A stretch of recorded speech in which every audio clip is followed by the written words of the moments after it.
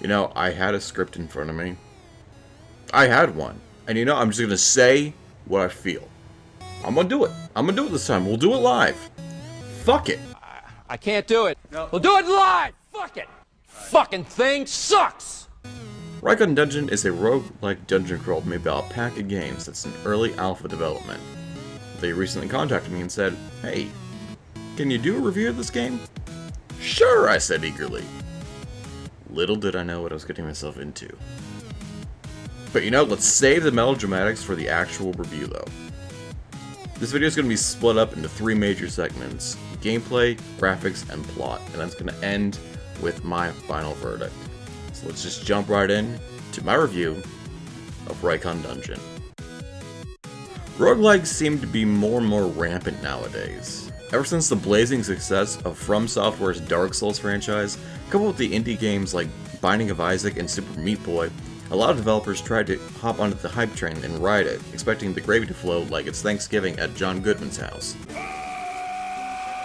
Except, much like at John Goodman's house, it just doesn't flow.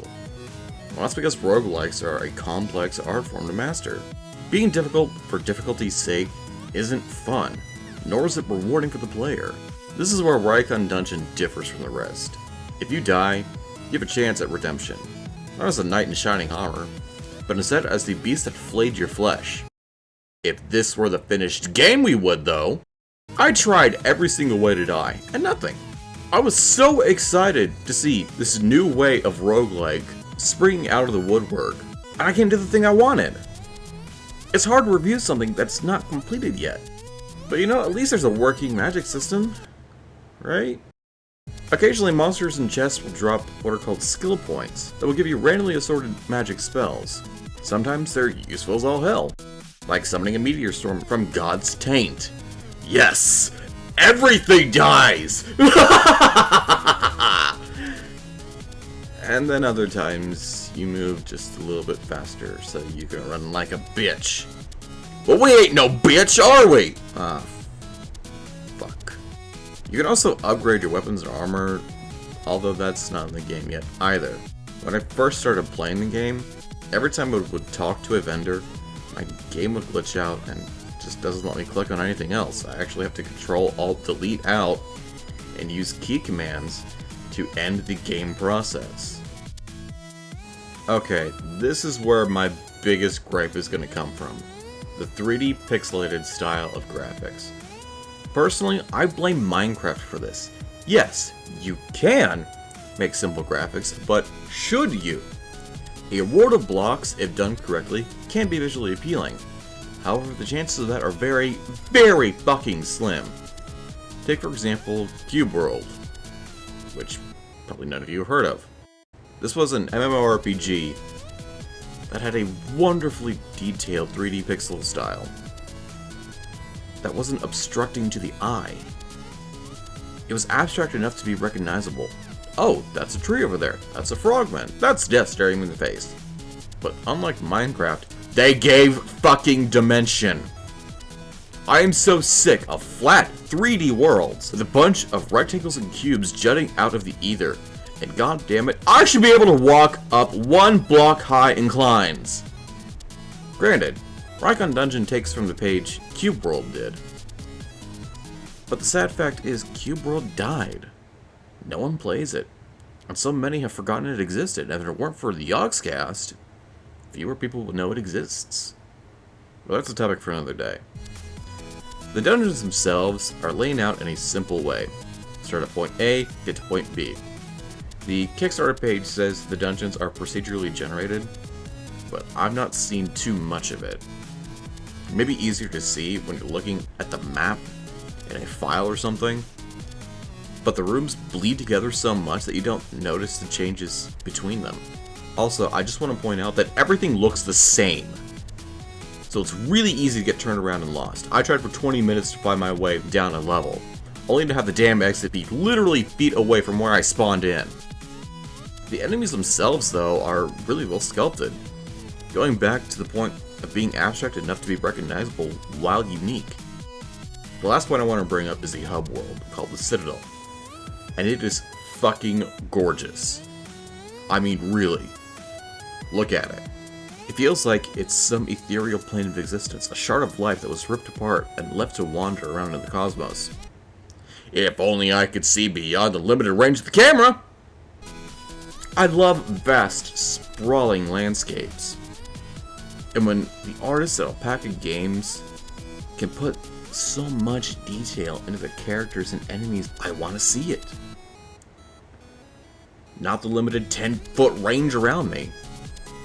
I really hope when the final game drops, they unlock the camera and let you see beyond the mysterious veil that is 10 feet around you. There's not a lot that I know about the story that's mentioned in the game, so I had to do some sleuthing around and find out what I can. Why am I here? Where is here? Who are you? And why do you smell like shame? I see you, Uncle Bad Touch. No more, I say! Well, according to the Kickstarter page, it's been a long, forgotten time when the tower started eating lands. Unstoppable. Inevitable. Every creature, human or monster, and their belongings became part of the walking monolith. Everything was eventually restored and imprisoned inside, but not quite like it was originally. So, from this little segment, we know there's something called the tower, and it's eating everything. That's pretty much the explanation for everything.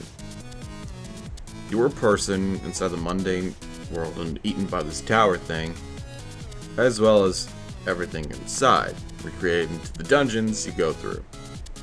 I assume that if you make it to the top of the tower or the bottom of the tower, what's up and down, I don't even know anymore. You could attempt to kill it, but that's probably really far off in development. So, what's my final verdict? I've nitpicked at this game for some time now, and you guys probably think I hate this fucking thing.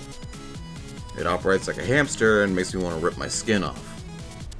I'm sad to say that you're wrong. I actually really enjoy this, despite it being incomplete. That's why Reikon Dungeon gets a whooping loaf of bread as my rating. Bread's great. Bread's great. But everyone keeps doing the same goddamn thing with their bread.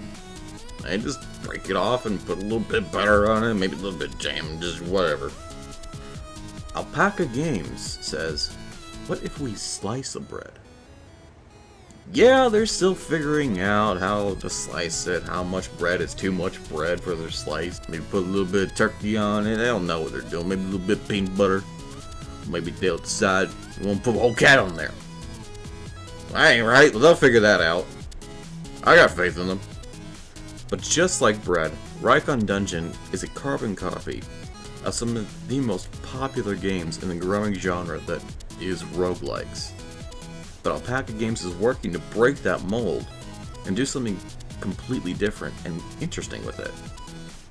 Instead of having a game that controls like ass, they're using fresh ideas to change the way the game progresses. Thank you guys for watching. If you guys are interested enough in Reikon Dungeon, down below is their Kickstarter link. You can check it out for yourself, play the alpha, and see what you think. Maybe throw them a few bucks. If you guys like the video, leave a like and comment down below. And suggest some more games that you want to see reviewed by me or some of the other people over here at CogWork. Thank you guys so much for watching. Take care, everyone.